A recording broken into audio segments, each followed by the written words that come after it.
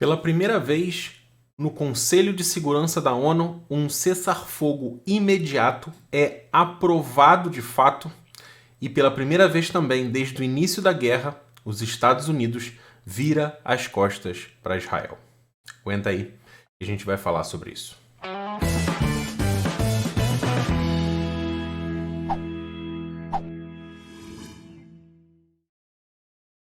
Olá, sejam todos muito bem-vindos a mais um vídeo aqui no canal. Meu nome é Rafael Guanabara, eu sou brasileiro, sou israelense, moro aqui em Israel com a minha família desde 2018 e aqui no canal eu sempre trago essas diferenças culturais entre Brasil e Israel, novidades de tudo que está acontecendo desde o início desse conflito entre Israel e o Hamas, essa organização terrorista que controla a faixa de Gaza.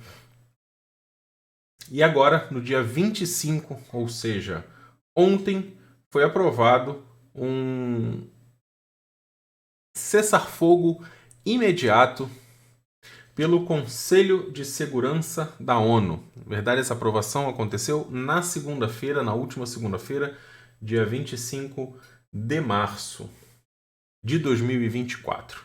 Vamos dar um pulinho direto no site do The Times of Israel, onde saiu uma matéria completa dizendo todos os detalhes e também a puxada de tapete ou simplesmente a abstenção por parte dos Estados Unidos, que teria poder de veto dessa decisão no Conselho de Segurança e simplesmente se absteve. Não votou, não usou o seu poder de veto e talvez tenha colocado Israel em maus lençóis? Talvez sim, talvez não. Vamos dar uma lida na reportagem do The Times of Israel. Conselho de Segurança da ONU adota apelo por cessar fogo em Gaza e libertação de reféns enquanto os Estados Unidos se abstêm. Os Estados Unidos argumentam que a resolução não é vinculativa, portanto, não há impacto na capacidade de Israel de continuar perseguindo o Hamas. Indica que a inclusão de apelo para libertar reféns levou os Estados Unidos a abrir mão do veto. Na verdade, está todo mundo pedindo para a libertação dos reféns, está pedindo um cessar-fogo imediato. A gente vai ler a reportagem e depois, no final, eu vou dar a minha opinião sobre toda essa conversa. O Conselho de Segurança das Nações Unidas aprovou na segunda-feira uma resolução exigindo um cessar-fogo imediato entre Israel e o Hamas na faixa de Gaza e a libertação imediata e incondicional de todos os reféns, depois dos Estados Unidos terem negado seu veto e se abstido na votação. Essa foi a primeira vez que o Conselho de Segurança aprovou uma resolução exigindo um cessar-fogo imediato em Gaza desde o início da guerra. As outras foram tentativas e os Estados Unidos usou o seu poder de veto. A Resolução 2728 é considerada não vinculativa e não se espera que tenha um impacto imediato nos combates em curso em Gaza, como foi no caso de resoluções anteriores do Conselho de Segurança, que foram adotadas em outros conflitos que foram posteriormente ignorados. Isso é o que se espera, não se espera um impacto imediato, um impacto de fato na situação. Não espera-se que Israel vá cumprir esse cessar-fogo, até porque precisa se deixar bem claro: Israel está lutando contra uma organização terrorista que não respeita nenhuma norma, nenhuma lei internacional e está com 134 reféns há cento e tantos dias, há mais de 6 meses. Eu queria saber o que qualquer outro país faria em uma situação dessa. Realmente. Vamos continuar lendo aqui.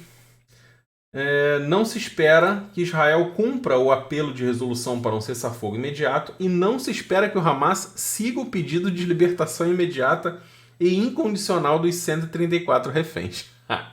Você tá brincando que alguém esperava que o Hamas, depois disso tudo, vai falar assim, opa, peraí, aprovaram um cessar-fogo, hein? Eu acho que vai dar ruim. Vamos libertar essa galera? Vamos obedecer isso aí, porque eu não quero ser fora da lei, eu não quero ser uma pessoa que não obedece às autoridades. Vamos soltar esse pessoal aí. Tá de brincadeira, né?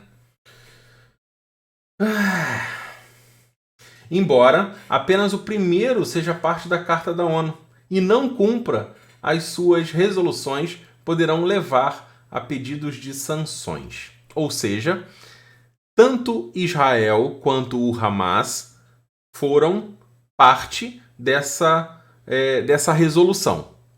Qual é a parte de Israel? Cessar fogo imediato. Qual é a parte do Hamas? Libertação imediata e incondicional de todos os reféns. Mas só Israel leva sanção se não cumprir.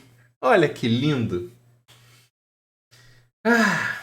Mas, com os Estados Unidos a sublinhar que a resolução não é vinculativa, é altamente improvável que Washington permita que o Conselho sancione Israel por não cumprir a medida. É complicado. No entanto, tudo isso, toda essa questão da abstenção dos Estados Unidos e da aprovação de um cessar-fogo imediato marca um golpe simbólico na posição internacional de Israel, quase 6 meses desde o ataque do Hamas em 7 de outubro, e parece realçar um novo declínio nos laços entre Estados Unidos e Israel, com o primeiro-ministro Benjamin Netanyahu a anunciar posteriormente que estava cancelando os planos de enviar uma delegação a Washington a pedido do governo para discutir uma potencial invasão terrestre em Rafah. Essa invasão em Rafah está prestes a acontecer. Isso deveria entrar em negociação com os Estados Unidos, mas depois dessa votação e da abstenção dos Estados Unidos, o governo de Netanyahu decidiu não enviar a delegação até Washington para discutir essa operação em Rafah. A resolução aprovada no Conselho de Segurança da ONU reconhece os esforços em curso para garantir um acordo de reféns, mas não liga diretamente essas conversações ao cessar-fogo em Gaza que exige. Eu quero ler uma parte em que o embaixador... países que foram a favor, que foram copatrocinadores dessa resolução: Argélia, Equador, Guiana, Japão, Malta, Moçambique, Coreia do Sul, Serra Leoa, Eslovênia e Suíça. Embora tenha sido a primeira resolução adotada pelo Conselho de Segurança a apelar a um cessar-fogo em Gaza, o órgão aprovou 2 outras resoluções que visavam aumentar a ajuda em Gaza e apelavam às pausas prolongadas no combate.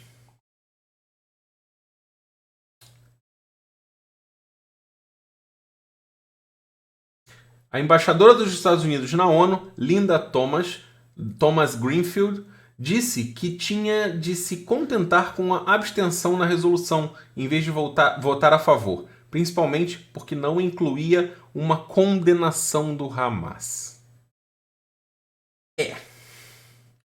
E aqui diz o embaixador israelense na ONU. Essa é a fala do Gilad Erdan, que é o embaixador de Israel na ONU. O embaixador israelense da ONU criticou o Conselho de Segurança por adotar uma resolução que não condicionava explicitamente um cessar-fogo à libertação dos reféns. Abre aspas. Por um lado, a resolução diz que tomar civis como reféns é uma violação do direito internacional. Mas, por outro lado, apesar de você saber que o Hamas não ouvirá seus apelos e libertará os reféns, você exige um cessar-fogo. Erdan disse que o fracasso do Conselho em condicionar um cessar-fogo à libertação dos reféns não só não ajuda, mas prejudica o esforço para garantir a sua libertação. É prejudicial para esses esforços porque dá aos terroristas do Hamas esperança de conseguir um cessar-fogo sem libertar os reféns. Depois, leu em voz alta o texto de uma resolução que, segundo ele, deveria ter sido adotada pelo Conselho, uma resolução que condena os abusos dos direitos humanos, como a tomada de reféns e a violação, e exige o grupo terrorista responsável cesse imediatamente os seus abusos. Aí a foto do Gilad Erdan. Erdan revelou que esse era, na verdade, o texto de uma resolução que o Conselho adotou há 10 anos para condenar o rapto de estudantes na Nigéria. Abre aspas de novo. Por que esse conselho pode pedir ao Boko Haram que deponha as armas, mas o mesmo não pode ser exigido dos terroristas assassinos do Hamas? Erdan perguntou.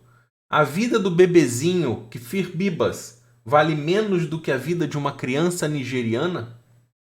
Infelizmente, é pela mesma razão que se pode condenar ataques terroristas na Rússia, no Irã, mas não se pode condenar ataques terroristas em Israel. Para esse conselho, o sangue israelense é barato. Isso é uma farsa e eu estou enojado. Entretanto, o Hamas saudou a resolução apelando a um cessar-fogo permanente que conduza à retirada de todas as forças israelenses da faixa de Gaza e o regresso dos deslocados às suas casas de onde partiram. Ou seja, o regresso das pessoas que saíram do norte da faixa de Gaza poderem retornar para as suas casas. O grupo terrorista também afirmou num comunicado que estava disposto a envolver-se num processo imediato de troca de prisioneiros que conduza à libertação de prisioneiros de ambos os lados. Lembrando que os reféns não são prisioneiros, são reféns. Isso é crime de guerra. Os prisioneiros em Israel são terroristas que estão presos, muitos cumprindo prisão perpétua por terem cometido atentados terroristas em Israel. São prisioneiros, não são prisioneiros de guerra. São prisioneiros, são terroristas que foram presos. As conversações estão em curso, com Israel a acusar o Hamas de fazer exigências irrealistas, incluindo que quaisquer novas libertações de reféns sejam condicionadas ao compromisso israelense de pôr fim à guerra. Então, lembrando, mais uma vez, que essa guerra de Israel é uma guerra contra uma organização terrorista. Uma organização terrorista não tem absolutamente nenhum compromisso com nada. Você pedir um cessar-fogo hoje é a mesma coisa que desrespeitar todos os soldados que perderam suas vidas tentando defender a nação israelense. Você pedir um cessar-fogo hoje, eu vou usar a mesma analogia que meu amigo Renato Santos usou no canal dele, num vídeo que ele fez hoje. Você pedir um cessar-fogo hoje para Israel seria a mesma coisa que você presenciar a polícia correndo atrás de um sequestrador que está com uma criança no colo e pedir à polícia para parar de perseguir esse sequestrador. É exatamente a mesma coisa. Exatamente a mesma coisa. Não existe um lado. O Hamas definitivamente não representa o povo palestino. E esse pedido, essa aprovação de cessar-fogo, ela não muda muita coisa na história, mas isso dá um ar de vitória para o Hamas. Como já foi dito, como já foi declarado, já entrou em nota de agradecimento. De fato, isso não vai mudar muita coisa. Israel continuará perseguindo o Hamas até eliminar seus líderes por completo e recuperar os reféns. E eu deixo a pergunta de novo que eu fiz ainda agora. O que qualquer outro país faria se 134 reféns, cidadãos do seu país, fossem sequestrados e os sequestradores dissessem: não vou devolver? Eu queria saber o que cada país faria. O Brasil a gente já sabe, porque tem um brasileiro sequestrado nas mãos do Hamas desde o dia 7 de outubro e você não escuta nem o nome dele, o nome do Michel. Michel é um dos sequestrados brasileiro, israelense, a gente não vê movimentação nenhuma do governo brasileiro para libertar esse brasileiro.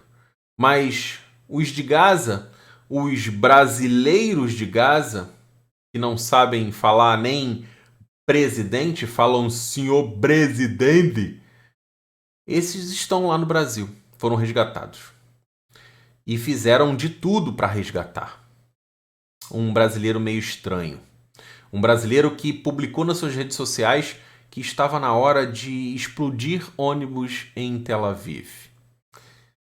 Mas o brasileiro, de fato, continua sequestrado em Gaza, sem saber se está vivo ou se está morto e sem nenhum tipo de movimento do governo brasileiro para ter notícias desse brasileiro.